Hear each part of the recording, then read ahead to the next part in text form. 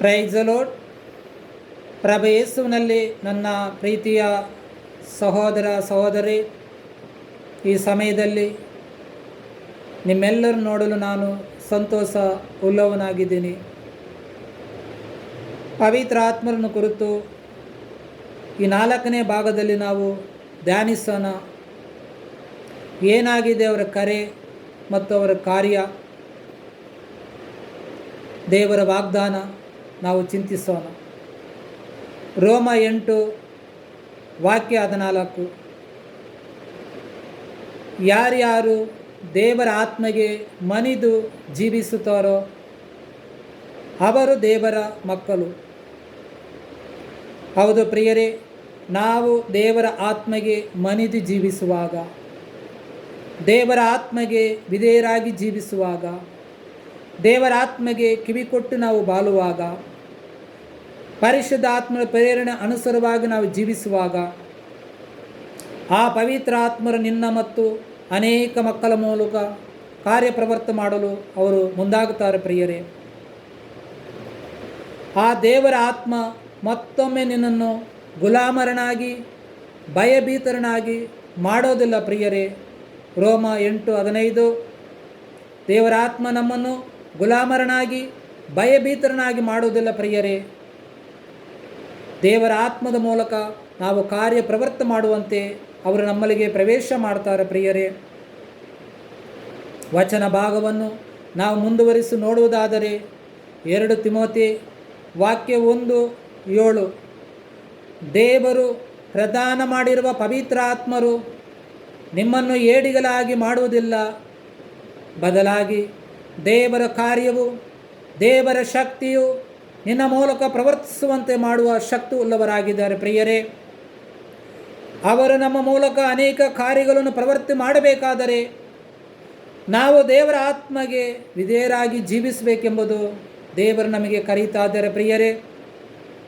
ನೀನು ದೇವರ ಆತ್ಮಗೆ ವಿಧೇಯನಾಗಿ ಜೀವಿಸುವುದಾದರೆ ದೇವರು ನಿನ್ನ ಮೂಲಕ ಅನೇಕ ಕಾರ್ಯಗಳನ್ನು ಹೊರತರಲು ದೇವರು ನಿನ್ನನ್ನು ಉಪಯೋಗಿಸುವಂಥ ಉಳ್ಳವರಾಗಿದ್ದಾರೆ ಪ್ರಿಯರೇ. ಸಂತ ಪೌಲನು ಗಲಾತ್ಯರು ಬರೆದ ಪತ್ರಿಕೆ 5ನೇ ಅಧ್ಯಾಯ 25ನೇ ವಚನದಲ್ಲಿ, ನಿನ್ನ ಜೀವನವು ಪವಿತ್ರಾತ್ಮರ ಪ್ರೇರಣೆಗೆ ಅನುಸಾರವಾಗಿರಬೇಕು ಪ್ರಿಯರೇ. ನೋಡಿ, ಆಗ ಮಾತ್ರ ದೇವರ ಆತ್ಮರು ನಿನ್ನ ಜೀವನದಲ್ಲಿ ಕಾರ್ಯಪ್ರವೃತ್ತ ಮಾಡಲು ಅವರು ಮುಂದಾಗ್ತಾರೆ ಪ್ರಿಯರೇ. 120 ಮಂದಿ ಭಕ್ತ ವಿಶ್ವಾಸಿಗಳು ಮೇಲೆ ಪರಿಶುದ್ಧ ಆತ್ಮರು ಇಳಿದು ಬಂದಾಗ ದೇವರು ಅನೇಕರನ್ನಲ್ಲಿ ಉಪಯೋಗ ಮಾಡಿದರು ಪ್ರಿಯರೇ. ಪೇತ್ರನು ಅನೇಕ ವಿಧದಲ್ಲಿ ಎದ್ದು ನಿಂತು ಪ್ರಬೋಧನ ಮಾಡಲು ದೇವರು ಪರಿಶುದ್ಧ ಆತ್ಮರು ಅಲ್ಲಿ ಆತನನ್ನು ಉಪಯೋಗಿಸಿದರು ಪ್ರಿಯರೇ. ನಾವು ನೋಡಬಹುದು 9ನೇ ಅಧ್ಯಾಯ ಪರಿಶುದ್ಧರ ಕಾರ್ಯಕಲಾಪದಲ್ಲಿ ನಾವು ನೋಡುವುದಾದರೆ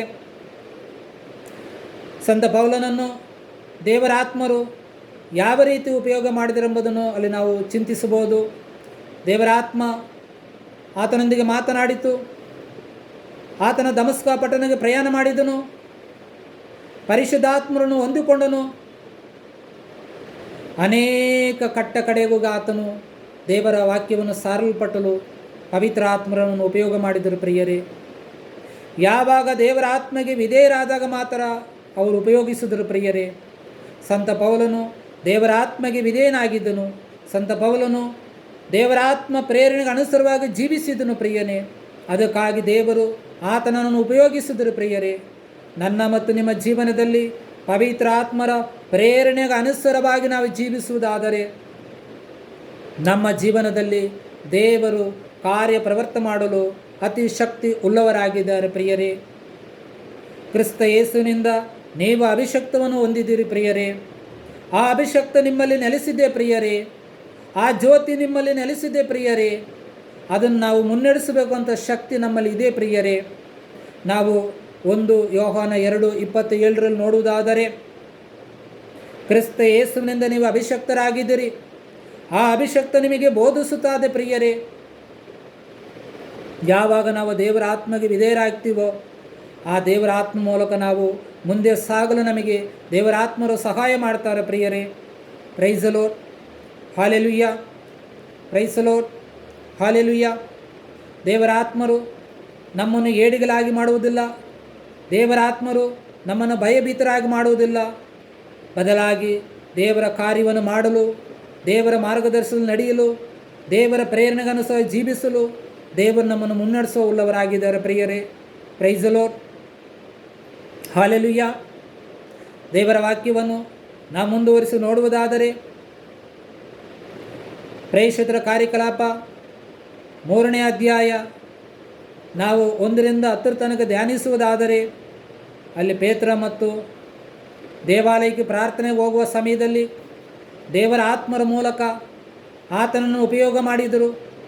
ಅಲ್ಲಿ ಸಂಪೂರ್ಣವಾಗಿ ದೇವರ ಆತ್ಮ ಮೂಲಕ ಆ ಒಂದು ವ್ಯಕ್ತಿಗೆ ಸೋಯ್ಕೆ ಕೊಡಲು, ಕಾರ್ಯಪ್ರವೃತ್ತ ಮಾಡಲು ಅಲ್ಲಿ ದೇವರ ಆತ್ಮ ಅವರಿಗೆ ಸಹಾಯ ಮಾಡ್ತದೆ ಪ್ರಿಯರೇ.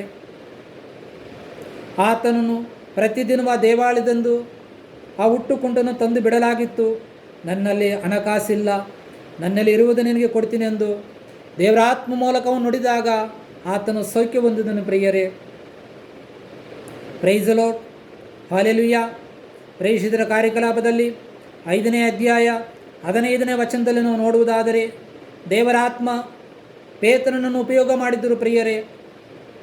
ಪೇತ್ರನು ಹಾದು ಹೋಗುವಾಗ ಆತನ ನೆರಳಾದರೆ ಕೆಲವರ ಮೇಲೆ ಬೀಳಲೆಂದು ರೋಗಿಗಳನ್ನು ಹಾಸಿಗೆಗಳು ಸಮೇತ, ಡೋಲುಗಳು ಸಮೇತ ಒತ್ತು ತಂದಲ್ಲಿ ಮಲಗಿಸಿದರು ಪ್ರಿಯರೇ.